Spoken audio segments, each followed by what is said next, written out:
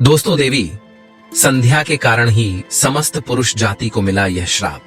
आइए इस प्राचीन कथा के माध्यम से जानते हैं देवी संध्या ने पुरुष जाति को श्राप क्यों दिया था। दोस्तों, एक समय की बात है, देवर्षि नारद भगवान शिव के दर्शन करने के उद्देश्य से कैलाश पर्वत पर जाते हैं। देवर्षि को देखकर भगवान शिव प्रसन्न होते हैं और कहते हैं, हे नारद, आज किस कारण से कैलाश पर तुम्हारा आगमन हुआ है?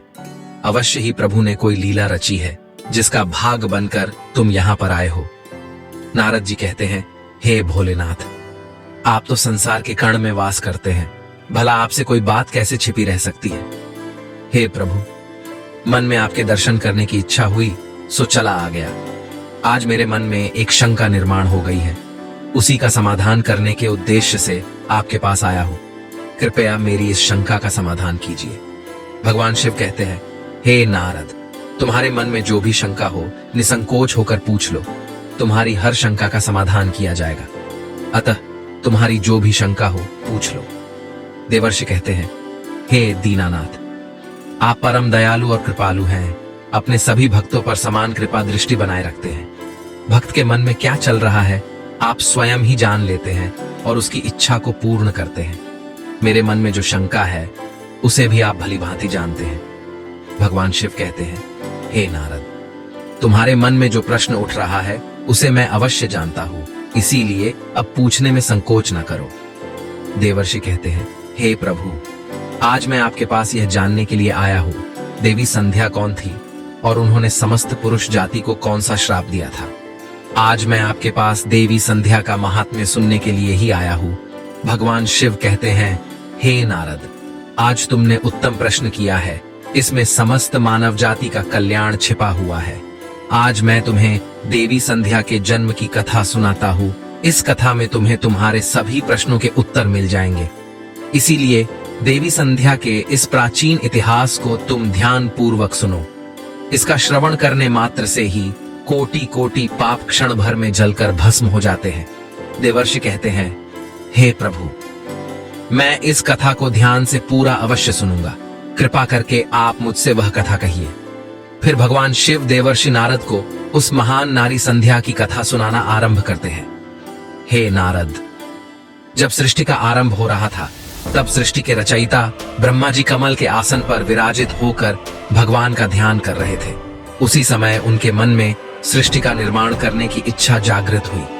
तब सबसे पहले उनके मन से विचार करने पर एक त्रिभुवन सुंदरी कन्या का जन्म हुआ। वह कन्या अत्यंत सुंदर और मनमोहिनी थी। मन से उत्पन्न होने के कारण वह ब्रह्मा की मानस कन्या हुई। ब्रह्मा जी उस समय ध्यान कर रहे थे और ध्यान करते समय वह कन्या उत्पन्न हुई, इसीलिए उसका नाम संध्या हुआ। जब ब्रह्मा जी ने उस अत्यंत सुंदर स्त्री की ओर देखा तो कुछ क्षणों के लिए ब्रह्मा जी का मन विचलित हो गया। उसका मनमोहक रूप देखकर ब्रह्मा जी मोहित हो गए और उनके मन में काम भाव जागृत हुआ। ब्रह्मा जी की ऐसी कुपित दृष्टि पड़ते ही उस देवी का तेज नष्ट हो गया, जिससे वह देवी संध्या बहुत दुखी हो गई और उस स्थान को छोड़कर चली गई। हे नारद, ब्रह्मा जी के मन में किसी भी प्रकार का विकार उत्पन्न नहीं हो सकता, किंतु प्रभु की लीला तो देखिए, उन्होंने अपनी लीला दिखाने के लिए ब्रह्मा जी के मन में विकार डाल दिया। उसी विकार के कारण ब्रह्मा जी के मन में कुछ क्षणों के लिए काम का भाव उत्पन्न हो गया। प्रभु की ऐसी लीला रचने के पीछे समस्त मानव जाति का कल्याण छिपा हुआ था। इसीलिए अब तुम प्रभु की इस विचित्र लीला को ध्यान से सुनो। ब्रह्मा जी के ऐसे व्यवहार से देवी संध्या अत्यंत दुखी होकर चंद्रभाग पर्वत पर ध्यान करने के लिए चली गई। वहां जाकर उसके मन में इस बात की चिंता सताने लगी कि मैं तपस्या किसकी करूं, किस भगवान की आराधना करूं। इसी विचार से वह पृथ्वीलोक पर ब्रह्लोहित नाम के सरोवर के पास चली गई और वहीं पर खड़ी हो गई। फिर महर्षि वशिष्ठ उसी स्थान से गुजर रहे थे तो उन्होंने देवी संध्या को सरोवर के पास खड़ा हुआ देखा। देवी संध्या को अकेले उस स्थान पर देखकर महर्षि वशिष्ठ उसके पास चले गए और पूछने लगे, भद्रे, तुम कौन हो, किसकी पुत्री हो, इस भयंकर वन में किस लिए घूम रही हो? यदि कोई गोपनीय बात ना हो तो अवश्य तुम्हारा उद्देश्य बताओ। तब देवी संध्या ने उनके साथ जो हुआ वह बताया और कहा, हे मुनिवर, इस पर्वत पर तपस्या करने के उद्देश्य से आई हूँ। कृपया आप मुझे बताइए, मैं किसकी तपस्या करूं? मुझे अब इस दोष से कौन मुक्ति दिलाएगा तथा तपस्या कैसे करनी चाहिए? कृपया मुझे उपदेश देकर अनुग्रहित कीजिए। संध्या की बात सुनकर महर्षि वशिष्ठ कहने लगे, हे देवी, तुम भगवान नारायण की तपस्या करो। ओम नमो नारायणाय नमः इस महामंत्र का जाप करो। जब तक भगवान के दर्शन ना हो तब तक इस मंत्र का जाप करती रहो। स्वच्छ वस्त्र पहनकर उत्साह और प्रेम के साथ इस नियम का पालन करो। मौन धारण करते हुए भगवान के नाम का जाप करो। तुम्हारी भक्ति से प्रसन्न होकर भगवान विष्णु तुम्हें अवश्य दर्शन देंगे। इस प्रकार से महर्षि वशिष्ठ देवी संध्या को उपदेश देकर वहां से चले गए। देवी संध्या को अब तपस्या का मार्ग मिल गया। उसके हर्ष की सीमा न रही और वह बड़े आनंद के साथ श्री हरि की तपस्या में लग गई।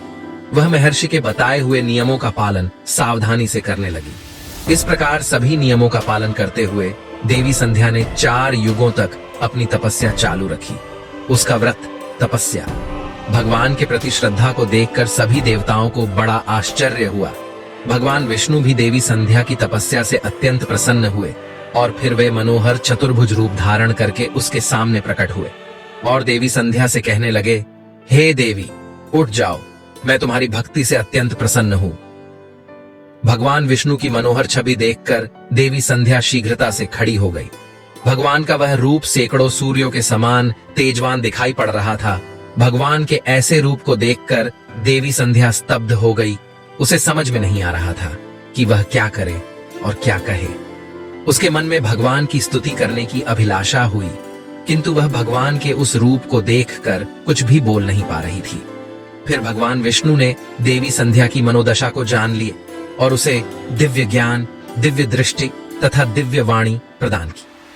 फिर देवी संध्या बड़े उत्साह से भगवान विष्णु की स्तुति करने लगी। उसके एक एक वाक्य में उसकी भक्ति और समर्पण दिखाई पड़ रहा था। तपस्या के कारण संध्या का शरीर अत्यंत क्षीण और कमजोर हो गया था। तब भगवान ने अपनी अमृतमयी दृष्टि डालकर उसके शरीर को हृष्ट-पुष्ट बना दिया और मधुर वचन में उससे कहने लगे, भद्रे, तुम्हारी तपस्या से मैं अत्यंत प्रसन्न हूं। तुम अपनी इच्छा के अनुसार वर मांग लो। फिर देवी संध्या ने कहा, हे प्रभु, यदि आप मुझ पर प्रसन्न हैं, मुझे वरदान देकर अनुग्रहित करना चाहते हैं, मैं पहला वर यह मांगती हूँ कि संसार में जितने भी प्राणी हैं, पैदा होते ही उनके मन में काम का विकार उत्पन्न ना हो। दूसरा वर मैं यह मांगती हूँ कि मेरा पतिव्रता धर्म कभी खंडित ना हो। और तीसरा वरदान मुझे यह दीजिए कि अपने पति के अलावा किसी अन्य पुरुष के प्रति मेरे मन में आसक्ति ना हो। जो भी पुरुष मेरी ओर काम भाव से देखे, वह पुरुष नपुंसक हो जाए। फिर भगवान विष्णु ने वरदान देते हुए कहा, हे कल्याणी, आज तुमने संसार के कल्याण के लिए उत्तम वर मांगा है। इसीलिए आज से ही पैदा होने के बाद किसी भी प्राणी में काम वासना का भाव नहीं होगा। मनुष्य की शरीर की 4 अवस्थाएं होंगी, बाल्य, कौमार्य, यौवन और जरा। मनुष्य को कौमार्य अवस्था के अंत में ही काम भाव का उदय होगा। तुम्हारी इस तपस्या से आज मैंने यह मर्यादा स्थित कर दी है, संसार में कोई भी प्राणी पैदा होते ही काम भावना से युक्त नहीं होगा। तुम्हारे सतीत्व की प्रशंसा तीनों लोकों में होगी और तुम्हारे पति के अलावा जो भी पुरुष तुम्हें काम की दृष्टि से देखेगा, वह तुरंत ही नपुंसक हो जाएगा। तुम्हारे पति बड़े भाग्यवान, तपस्वी, सुंदर तथा तुम्हारे साथ 7 कल्पों तक जीवित रहने वाले होंगे। हे देवी, तुमने जो जो वर मांगे हैं, मैंने वह प्रदान किए हैं। अब मैं तुम्हारे मन की बात कहता हूँ। पहले तुमने अग्नि में अपने शरीर को त्याग देने की प्रतिज्ञा की थी। ये प्रतिज्ञा तुम्हें इसीलिए करनी पड़ी क्योंकि ब्रह्मा की दृष्टि तुम पर पड़ चुकी थी। निर्दोष होने पर भी तुम अपने इस शरीर को त्यागना चाहती हो। यहाँ से पास ही चंद्रभागा नदी है। उस नदी के तट पर महर्षि मेधातिथि एक ऐसा यज्ञ कर रहे हैं जो 12 वर्षों में पूर्ण होगा। उसी यज्ञ में तुम अपने शरीर का त्याग करके अपनी प्रतिज्ञा पूरी करो, किंतु तुम वहां पर ऐसे वेश में जाओ कि मुनियों की दृष्टि तुम्हारे ऊपर ना पड़ सके। मेरी कृपा से तुम अग्निदेव की पुत्री हो जाओगी, जिसे तुम अपना पति बनाना चाहती हो। उसका चिंतन करते हुए तुम उस अग्नि में अपना शरीर त्याग दो। इतना कहकर भगवान विष्णु ने अपने हाथ से देवी संध्या के मस्तक को स्पर्श किया।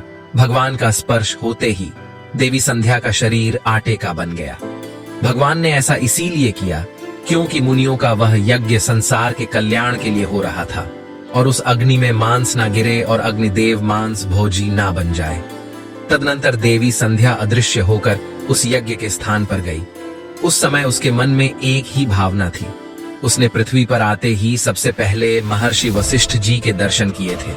इसीलिए उसने अपने मन में महर्षि वशिष्ठ जी को ही अपना पति मान लिया और उन्हीं का चिंतन करते हुए उन्होंने यज्ञ की अग्नि में अपने शरीर को त्याग दिया। फिर भगवान की आज्ञा से अग्निदेव संध्या के शरीर को सूर्यमंडल पर लेकर गए। फिर सूर्य देव ने संध्या के शरीर के 2 भाग करके देवताओं और पितरों को प्रसन्न करने के लिए अपने रथ पर स्थापित कर दिया। उसके शरीर का ऊपरी भाग प्रातः काल हुआ और शेष भाग संध्या काल हुआ। देवी संध्या के कारण ही सुबह सूर्योदय के समय को प्रातः संध्या कहा जाता है और सूर्यास्त के समय को संध्या काल कहा जाता है। इस प्रकार से देवी संध्या, जो त्याग की मूर्ति थी, उन्होंने अग्नि में प्रवेश करके अपने जीवन को समाप्त कर दिया। भगवान विष्णु के वरदान से देवी संध्या दूसरे जन्म में अरुंधति के रूप में प्रकट हुई और ब्रह्मर्षि वशिष्ठ जी की पत्नी हुई। भगवान शिव कहते हैं, हे नारद, इस प्रकार से देवी संध्या के कारण ही संसार में जन्म लेने वाला प्रत्येक प्राणी काम के भाव से रहित होता है। उसके अंदर किसी भी प्रकार की काम वासना नहीं होती है और जब वह कौमार्य को प्राप्त हो जाता है तभी उसमें काम वासना उत्पन्न होती है। इस प्रकार से मैंने आपको देवी संध्या के जीवन का चरित्र सुना दिया है।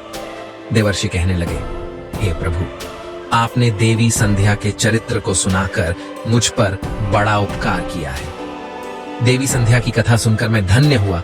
आपका कोटि कोटि धन्यवाद। हे प्रभु, अब मैं इस कथा का तीनों लोकों में प्रचार करूंगा। तो दोस्तों, इस प्रकार से भगवान शिव ने देवर्षि को देवी संध्या की कथा सुनाई है। आपको यह कथा कैसी लगी? कमेंट करके अवश्य बताएं।